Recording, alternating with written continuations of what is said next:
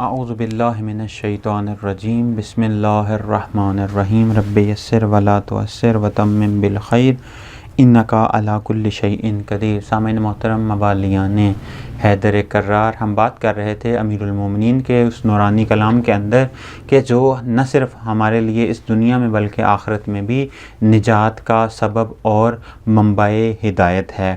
ہم جس کلام کے اندر بات کر رہے تھے وہ کلام امیر المومنین کہ ان حکمتوں میں سے ایک ہے کہ جس کے اندر امیر المومنین یہ ارشاد فرماتے ہیں کہ اگر تم چاہتے ہو کہ خداوند متعال تمہیں مزید نعمات عطا کرے تو وہ نعمات کے جو تمہارے اطراف میں ہیں ان کا شکر ادا کرو۔ اگر تم شکر ادا نہیں کرو گے تو وہ جو اطراف میں تمہارے آس پاس تمہارے ارد گرد جو نعمتیں ہیں خداوند متعال نے تمہارے شامل حال کی ہیں وہ تم سے چھن جائیں گی۔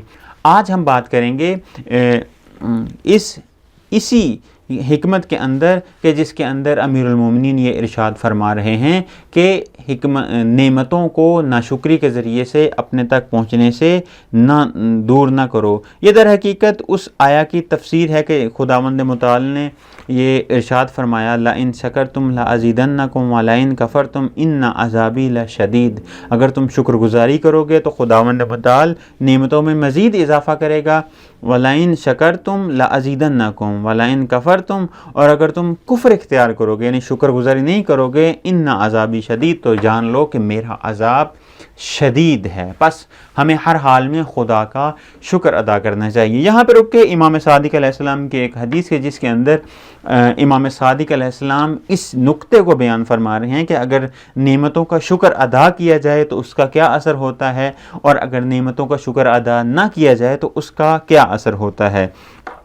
امام صادق علیہ السلام فرماتے ہیں ان اللہ عز وجل انعم علی قوم بالمواہب فلم یشکر فصارت علیہم وبالا۔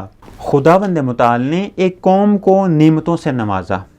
ان اللہ عز وجل انعم علی قوم بالمواہب، خداوند متعال نے ایک قوم کے شامل حال بہت ساری نعمتوں کو کیا، فلم یشکر، بس انہوں نے ان نعمتوں کا شکر ادا نہیں کیا۔ اس کا نتیجہ کیا ہوا؟ فصارت، بس وہ تبدیل ہو گئیں، علیہم وبالا، کس میں؟ وہ نعمتیں بلا، مصیبت اور اذیتوں میں تبدیل ہو گئیں۔ وابتلا قوما بالمصائب، اور ایک اور قوم کو مصائب میں مبتلا کیا، فصبروا، تو انہوں نے صبر کیا، فصارت علیہم نعمہ، تو پس وہ مصائب، وہ مشکلات اور وہ آزمائش نعمتوں میں تبدیل ہو گئیں۔ پس اگر ہم نعمتوں کا شکر ادا کریں کہ جو خداوند متعال نے ہمارے شامل حال کی ہیں تو وہ مزید عطا ہوں گی، لیکن اگر نعمتوں کا شکر ادا نہ کریں تو وہی نعمتیں ہمارے لیے نقمت کی شکل میں اختیار کر جاتی ہیں۔ اور دعائے کمیل کے اندر امیر المومنین نے اسی سے پناہ مانگی ہے، اللہم اغفر لی الذنوب التی تغیر النعم۔ اے خدا میں تم سے پناہ مانگتا ہوں، کس چیز سے پناہ مانگتا ہوں؟ تغیر النعم، کہ تم نعمتوں کو کیا کر دو گے؟ نقمتوں میں تبدیل کر دو گے۔ پس ہمیں بھی چاہیے کہ ہم بھی شکر کریں، اور اگر ہمارے اوپر مصائب آئیں تو ہم صبر کریں، چونکہ مصائب کے اوپر صبر کرنا یہ مصائب کو نعمت میں تبدیل کر دیتا ہے۔ اب یہاں پہ رک کے دو سوالوں کے جواب دینا ضروری سمجھتا ہوں۔ دو سوال یقیناً آپ کے ذہن میں اٹھ سکتے ہیں۔ ایک یہ کہ حقیقت شکر ہے کیا؟ ہم کیوں شکر کریں؟ حقیقت کیا ہے شکر کی؟ دیکھیں، شکر، یہ اس سوال کو سمجھنے کے لیے، اس کا جواب حاصل کرنے کے لیے، اس کا جواب پانے کے لیے ہمیں اس چیز کی طرف توجہ کرنی پڑے گی کہ شکر کے 3 مرحلے ہیں۔ مرحلہ قلبی، انسان اپنے قلب کے اندر شکر گزاری کا مادے کو پیدا کرے۔ اس کے بعد دوسرا مرحلہ زبانی مرحلہ ہے، یعنی جو چیز قلب کے اندر ہو وہی آپ کی زبان کے اوپر ہو۔ اور تیسرا مرحلہ عملی مرحلہ ہے، یعنی جو چیز قلب میں ہے، دل میں ہے، وہی زبان پہ ہے، اور جو زبان پہ ہے وہی عمل میں انسان کے ہونی چاہیے۔ انسان خدا سے راضی و خوشنود ہو، انسان کے دل میں جو ہے وہی زبان پہ ہو، اور نعمت الہی کو انسان درست استعمال کرے۔ یہ 3 مراحل ہیں، اور یہی در حقیقت فلسفہ ہے اس شکر کا کہ شکر ہے کیا، یعنی شکر سے مراد 3 چیزیں ہیں۔ ایک یہ کہ انسان قلبی طور پر شکر کرے، یعنی خدا سے راضی ہو، خوشنود ہو۔ دوسرا یہ کہ انسان زبان سے اقرار کرے۔ تیسرا اپنے عمل سے اس کو تکرار کرے، اپنے عمل سے واضح کرے کہ میں خدا کا شکر گزار بندہ ہوں۔ دوسرا سوال بہت ہی مہم سوال ہے کہ کیا ضرورت پڑ گئی خداوند متعال کو ہمارے شکر کی؟ آیا نعوذ باللہ خدا محتاج ہے؟ خدا کسی چیز کا محتاج نہیں، پھر کیوں خدا کو ضرورت پڑ گئی؟ خدا نے قرآن میں یہ کہا کہ تم میرا شکر ادا کرو۔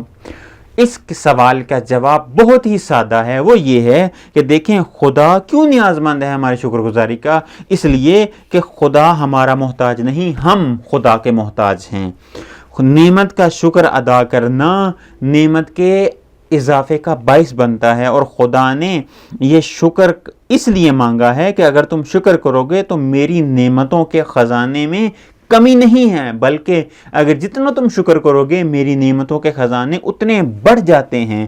میں چاہتا ہوں کہ تمہارے اوپر اپنی نعمتوں کا نزول کروں، پس نعمتوں کے نزول کی خاطر خدا نے ہم سے شکر مانگا ہے۔